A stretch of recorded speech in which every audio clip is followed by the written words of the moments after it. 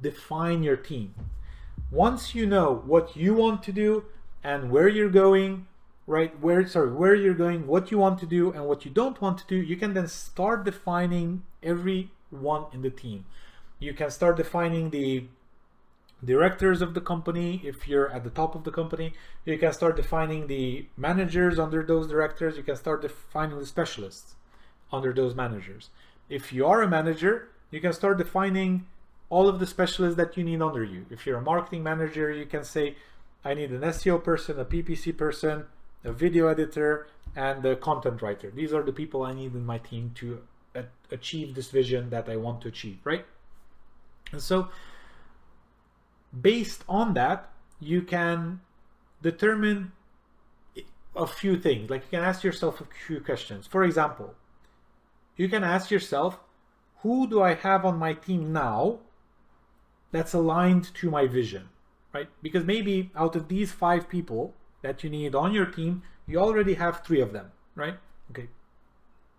The next question is, are these people that are already in these 3 roles, are they in the best positions for their specific skill sets and personality and attitude and so on to reach our goal, right?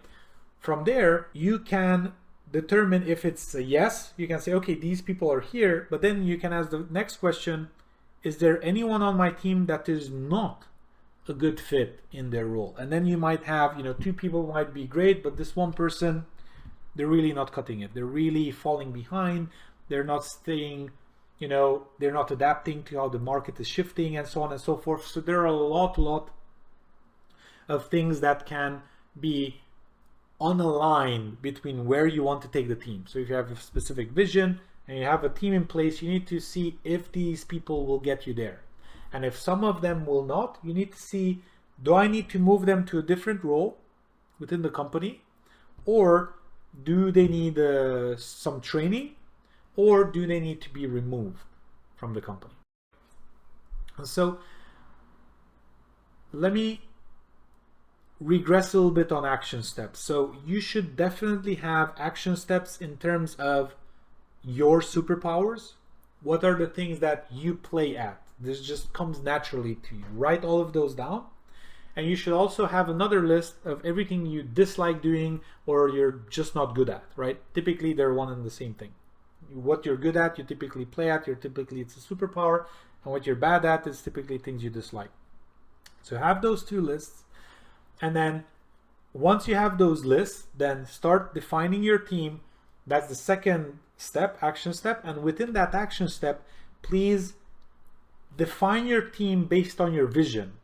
Look at the vision of what you want, your 3 to 5 year vision, and then say, what team do I need to have in place in order for that vision to be a reality? So don't define your team as in what it is now. Define your team as what it has to be, the specific roles, the specific level of competence, the specific outcomes for every role, and so on and so forth, so that if this team comes together and works together, we will have this vision.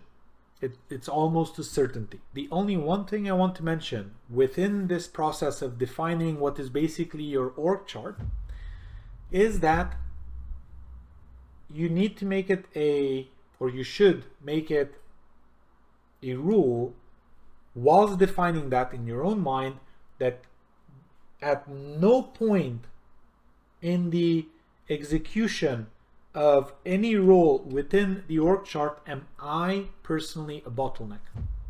So if you're a manager and you have 5 people under you, you need to define the roles and responsibilities of those people and the guidelines and everything you give them. And we'll talk more about how to define people or positions within the company and how to help everyone in those positions. But basically, you need to create an org chart that functions and gets that result that you want, that vision, with or without your involvement. You can literally go off for a week, a month, a year, or whatever, and these people that are on your team should still be able to conduct day-to-day business and grow the team and the business whilst you are not there. Or the only one caveat I make here is that not having to be there is different than wanting to be there. You might want to lead the business, you might want to be the manager, you might want to be the director, you might want to have whatever role you have right now.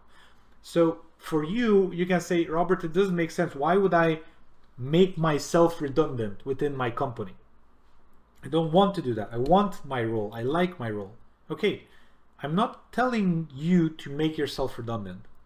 What I'm telling you is to make yourself redundant with the purpose of empowering your team so that when you are there, and if you can be there full-time or part-time or whatever, but when you are there, you add value on top of what the team is already doing.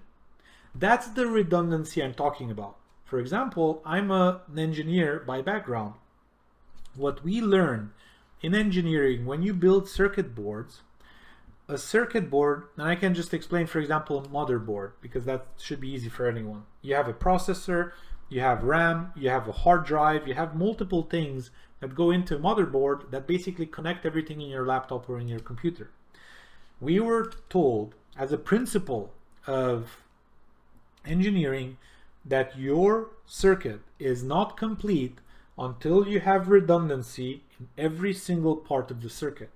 Why? Because if one part of the circuit gets damaged, let's say you have a link between your RAM, random access memory, and your drive, your hard drive. Everything that's processed is processed between the processor and the RAM, and then the RAM feeds that to the hard drive. All of that information, whatever needs to happen, happens with your RAM. And then it goes to the hard drive, it gets saved there. So if there's only one link between RAM and hard drive, if that one link, one circuit gets damaged, the entire flow stops. It doesn't matter that the RAM works perfectly. It doesn't matter that the processor works perfectly. It doesn't matter that the hard drive works perfectly.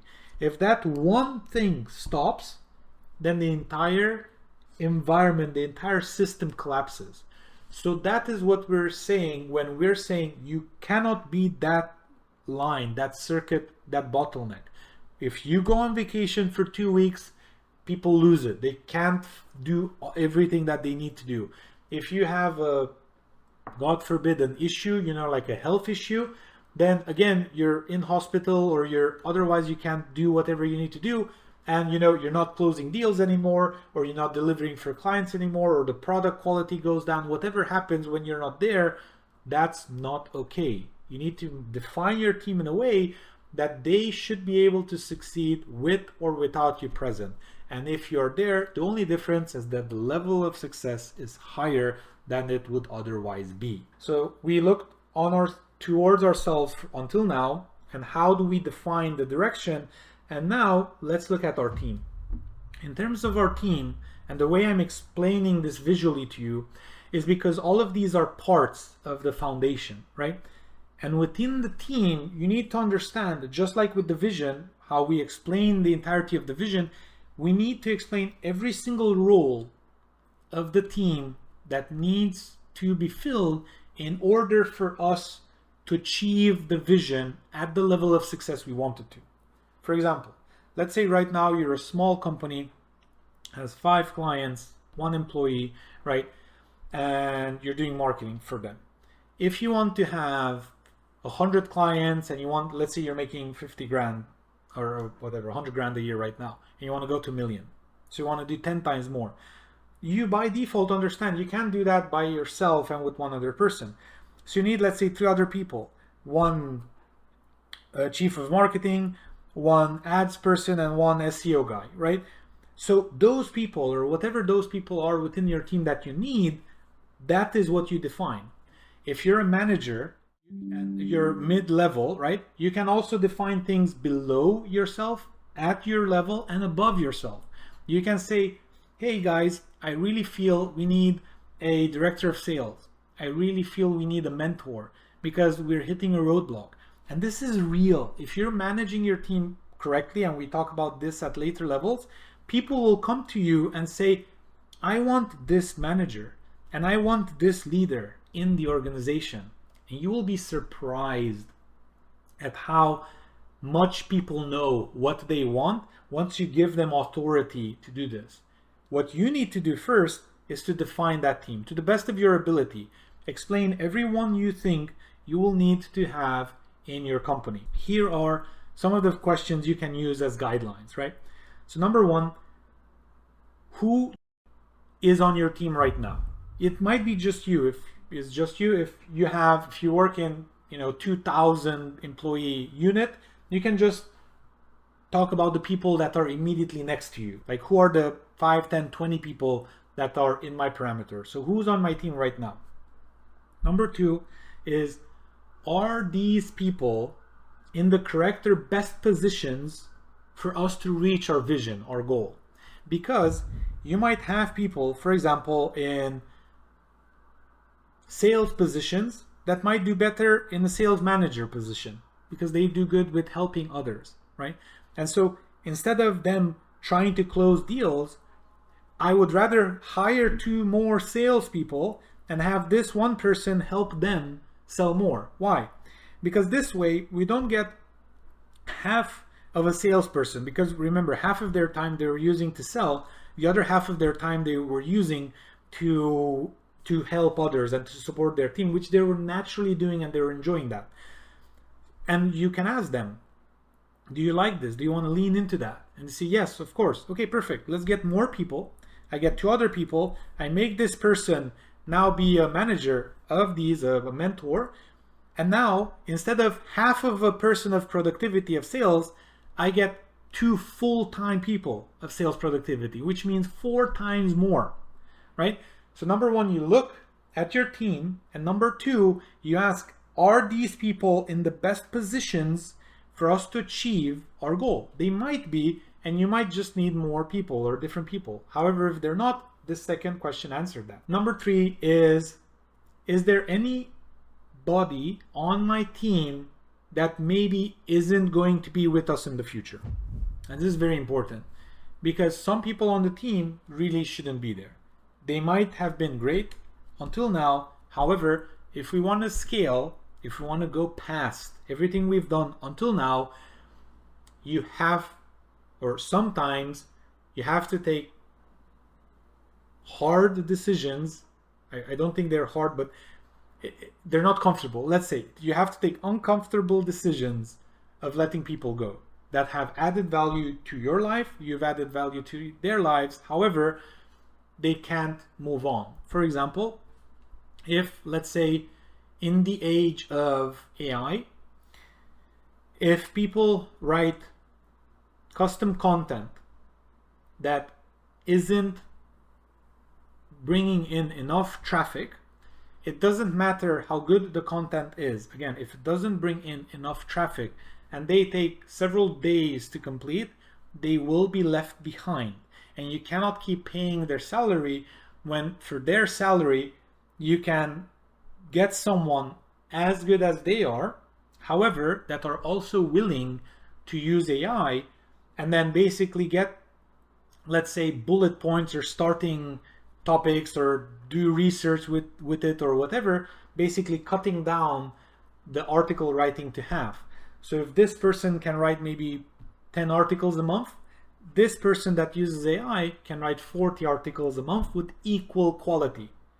I'm not going to pay 4 times more for the same result, because basically this is what I'm doing. If I'm paying this person, whatever, $1,000, $2,000 a month to just write articles, and this other person I'm paying the same $2,000 a month, and I'm getting 4 times more from here, this person isn't adapting.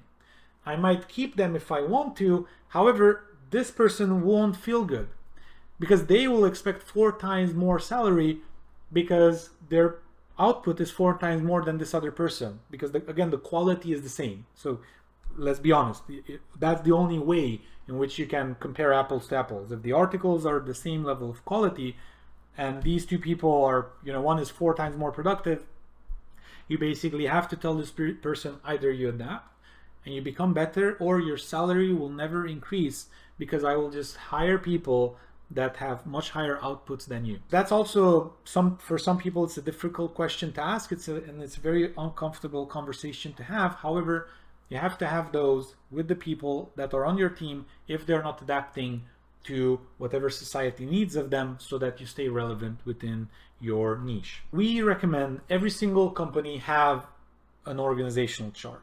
We talk a lot about org charts. We even give an example in the book, like visual example. But basically, we believe every single company has, and by the way, this is legally you have to have all of this. So number one, you have to have an owner or a board of directors, right? A chairman or chairperson. Then you have to have a CEO, basically the executive director, the person that's responsible for day-to-day activities. So the owner and the CEO many times are the same person. And then below the CEO, you have 3 departments or 3 directors. You have the director of finance, which is, by the way, legally you have to have one. You have to have an accountant, or you have to have a treasurer, and so on and so forth. So you have to have a director of finance. Then you have to have a director of operations, who is, again, legally responsible for delivering service or product or whatever you need. And then you have to have a director of sales, right? Or revenue, we call them a director of revenue. Legally, you're not in business until you sell something. So you have to have someone in charge of revenue. In a solopreneur world, when you're a freelancer, you're the only person, you're the owner, executive director responsible for everything. You're responsible for accounting, you're responsible for delivering, and you're responsible for sales. However, if you want to scale, you can't be all things to all people. Remember, you can't do everything yourself. So you'll have to find a fractional CFO, you'll have to find the chief of ops, you'll have to find the chief of revenue, and so on and so forth, or vendors for all of these.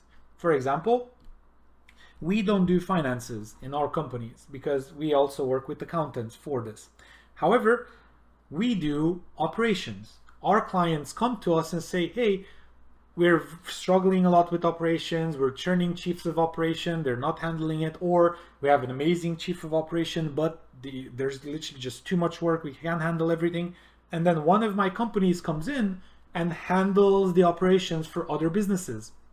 That's literally what we do. And then the business can skyrocket because everything else was fine. In terms of revenue as well, why people come to us is because they want more leads, they want more revenue, more sales. So we have one of our companies that literally just does that. So we don't tackle finance, but we tackle 2 of these other ones. And we also tackle executive level things, which is consulting and so on and so forth. So you can understand that this org chart is mandatory for every single company. This is how an org chart has to be legally for you to be fine.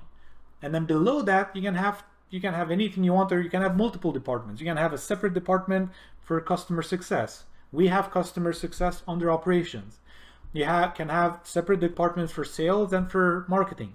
In our case, sales and marketing are 2 teams below revenue. We have one person in charge of revenue, and then that person needs to make sure marketing generates quality leads and sales converts those quality leads into sales.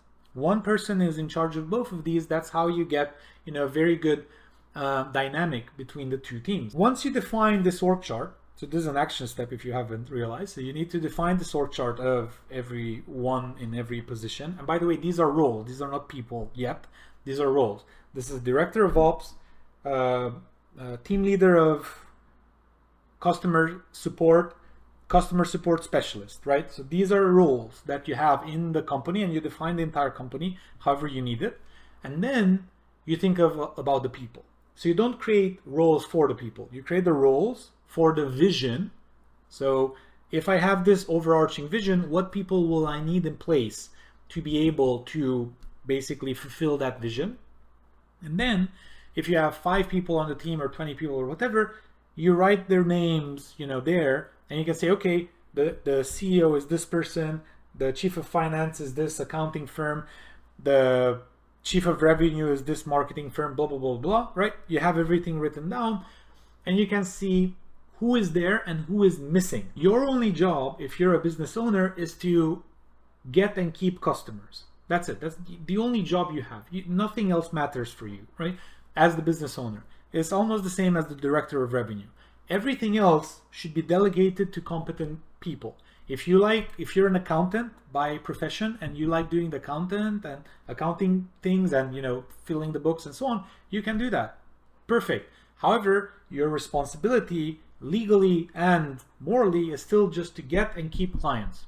That's your only responsibility as a business. Everyone else in the organization can have different levels of responsibility. Based on that responsibility, and you can also do this at every level of the organization, because this is the thing that matters most in business, you can ask yourself these questions. For example, how do I get more customers? Let's say you're a customer success representative, or even different. Let's say you're in business administration and you deal with calendar work and emails and so on and so forth.